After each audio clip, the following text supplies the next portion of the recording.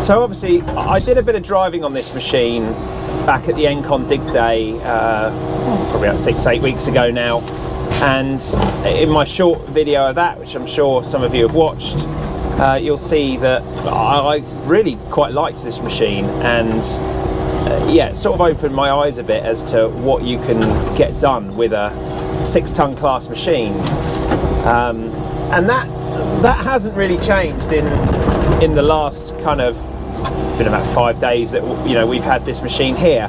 Haven't been driving it exclusively myself, but I've put a few hours on it and done some actual work with it, which I think it's difficult to sometimes get an opinion of a machine when it's not on an actual sort of real job. I just think it's very easy to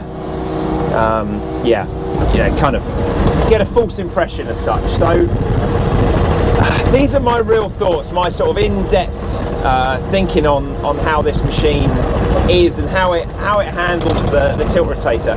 And some of these things, it's very difficult to sort of quantify really, whether it's the actual machine itself and whether this would be the same with or without the tilt rotator on, or whether it's the way the tilt rotator is set up. Largely, this machine drives quite nicely. It's certainly smooth enough in the grade.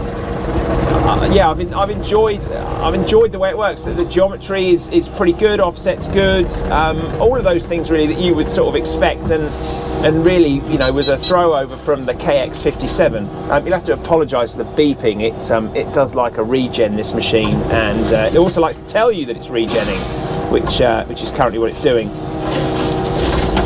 But no, it's been it's a sort of, the KX57 was a nicely proportioned machine, and this KX60 follows on really in that legacy, which is great, because ain't fixed, don't broke it kind of thing. So in that regard, it's really good, and it handles the weight of the tilt rotator very competently. So I haven't found really scenarios where even with a fully loaded bucket you can sort of throw it over to one side. Yeah, I've been on the whole impressed with the way it goes. However, it's only when you start trying to track around that you start to notice these things. And as I said, maybe it's the way that the tilt rotator is set up on this machine, or it could just be a Kubota thing. To be honest, I did find the old KX57 was sometimes a little bit enthusiastic, with the way it drove. And this machine, I would say, it's just got some sort of flow sharing issues, and the other couple of people that have had a go on this, both of which opinions I respect with machines, and they have their own machines, sort of agree with me on this. When you're driving like this, absolutely fine, it does everything competently. It's just when you go to track and you're doing a bit of flow sharing, and we're not in high speed, you get this bang suddenly as the flow diverts, I guess, from the track motors to the Engcon. And maybe some of you will go, yeah, well, what do you expect, Ollie? Tracking needs a lot of oil and things, but I think it's the way it transitions. You see that bang there? That it's like you're doing something and then you go to move, and it's like difficult to put across on camera. But it's just a bit jerky, and it's the way it does it to me. I just think that I've driven, my 802.6 doesn't do that, and okay, totally different size machine, I appreciate, but yeah, it's the slewing. It's particularly bad with slewing. If you're slewing, I'll try and demonstrate. If you're slewing and then you go to track it, it's got this bang to it. It doesn't. It's just, I could live with it, completely live with it. There is really nothing wrong with the way it goes about it, but just small criticisms. And you know me, I like to give an honest feedback of how I found a digger to be. But I mean, it doesn't stop you doing your job. There's absolutely no problem with that. So it did it again, get this bang. It's just a small thing I think could be improved. And as machine manufacturers design new machines, I do wonder if they need to maybe be thinking about the way that modern machines are used these days, and with attachments, because it's not just a tilt rotator it would in theory do this on, right? It would be the same if you were running a flail or you know, another attachment. I'm trying to think, a grab particularly. If you were using this in a forestry application, and you know, you wanted to run a grab and you were doing a lot of tracking and a lot of grabbing, I think you'd notice it, and it would kind of drive you a bit nuts. Well, not nuts, but just something that you notice when you're doing it. So yeah, that's really been my only thought over and above the video I did before. As I said, you know, it handles this tilt rotator really well, and it does make me think what kind of work you can get done with a 6-ton class machine. It's not as bulky as an 8-tonner, but you know, you've just got a little bit more power. I think it does benefit from that 4-cylinder engine. There's a little bit more power, a little bit more reach over a kind of traditional 5-tonner, but you're not in that much bigger footprint. Yeah, for me, it's been a bit of an eye-opener, really. I could make one of these work in my business. Yeah, really well. The problem is you'd almost probably overrun the 3-tonner a lot of the time. I mean, I do tend to use that 3-tonner as a bit of a 5-tonner sometimes, and yeah, you would absolutely run rings around this. In case you're wondering, the rules and regulations of skips around here don't apply as they do in normal situations. So level loads only is not a thing at Chelsea. So that's why I'm loading the hell out of the skip. It's all got to go. So yeah, it's all going to go in the skip, and I'll stack it up in a minute. So anyway, the 5-tonner is, this is a 6. I'd call it a 5-ton class machine, really. I could completely see how, yeah, you could get an awful lot of work done with one of these. You've got good lifting ability. Yeah, we've been using it with forks. You've got, yeah, just a very capable machine here, and I think this would easily run a gripper without too much trouble, and that would be a huge advantage to it. So yeah, it's been a good experience, and this is definitely a machine. It's hired by from Weaver Plant up near Luton. I brought this in for the breakdown.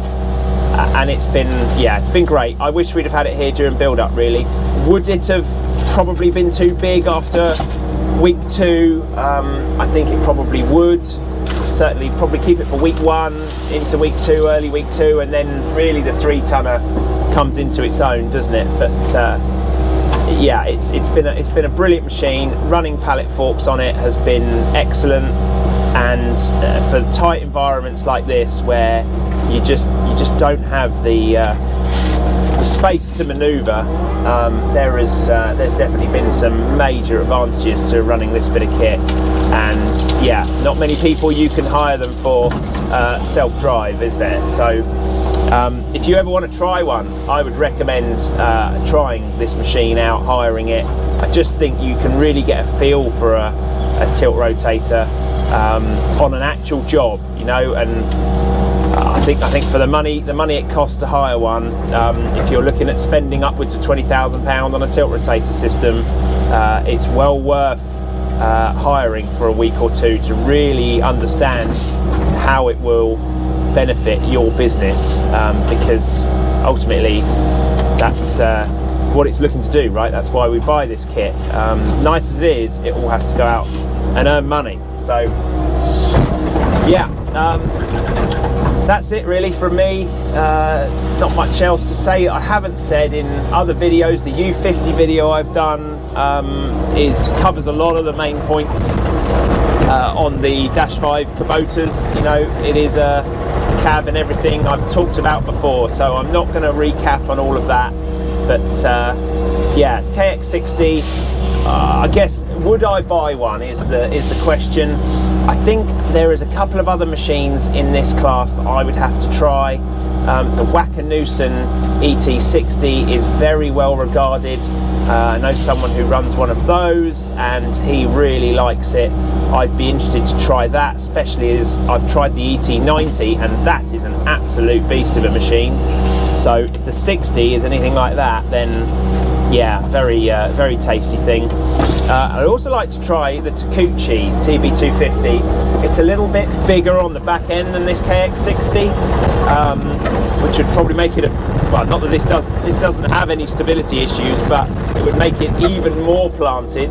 Might make it a bit trickier in some situations, but yeah, I think I'd like to try one. I'm not, you know, people think I'm just a JCB guy. I buy JCBs because I get a good deal. The dealer backup is good. The machines are pretty good, and that's you know, the reason for me it works as a business decision. This is where it's at the end of the day. There are much sexier machines out there sometimes that I think I would like to buy or own, but you know, you haven't got the dealer backup and whatever. It's not going to work for me as a business. And JCB tick all of those boxes, and the machine is good. To be fair, Kubota would easily do that as well. Listerwilder aren't that far away from me. There's nothing wrong with this machine, but I guess it doesn't set my world on fire, and I think after being on it a bit, it just doesn't quite set my world on fire. And I think if I was going to spend this sort of money on something, this Skip Jenga, I'm starting to lose this game of Skip Jenga here. I'm going to have to do something with this. But yeah, if I was to, maybe it's Skip Tetris, I don't know. Yeah, let me know what it is. I think it's not really Jenga because I don't want it to all fall down. But it's, I'm losing the game anyway. Yeah, so it doesn't do anything exceptionally, but it's very competent in pretty much all areas. Is it the most powerful? I haven't lacked power here really. Difficult to tell, isn't it, when you're not digging fresh ground? This stuff gets dug up every year, so difficult to really say. But you know, it's a comfortable enough place. The seat isn't amazing, but it's not bad. It's I think that's where Kubota really sit. I don't think they don't revolutionise anything. They don't sort of you know, reinvent the wheel as such, but they do make very competent and well-rounded machines that are pretty good, really, and reliability-wise they're pretty good. Although I think there have been more issues with these Dash 5 Stage 5 machines. This one definitely regens more than it should. It's obviously an issue there, but then she's done 1,800 hours now, so you know, things are allowed to break down, aren't they, or an issue, it happens. They go out to work and they work in some pretty hostile environments, so yeah, you know, I'm not going to begrudge it that. But generally Kubota have got a very good reputation for reliability, but it's just not, I don't know, it's just something, it just doesn't flow share that well to me. And I think if there was a machine that flow shared better, I think I would rather have that machine, whatever it may be. But haven't tried the Takeuchi, haven't tried the Wackernussen, and I haven't tried the JCB60C. So yeah, it'd be interesting to see how all those machines stack up and fare up. But been a great opportunity, and I'd hire this machine again because I see a lot of places that I could make use of this tool. It's a nice high spec one, aircon, floating dozer blade. Yeah, a lot to like, certainly, and yeah, look forward to putting some more hours on her in the future, no doubt. Anyway, I hope you've enjoyed this video. It's been a sort of slightly different review because I've covered a lot of the ground before, and I just think, you know, I don't want to keep repeating myself on stuff. But yeah, KX60, not a bad digger,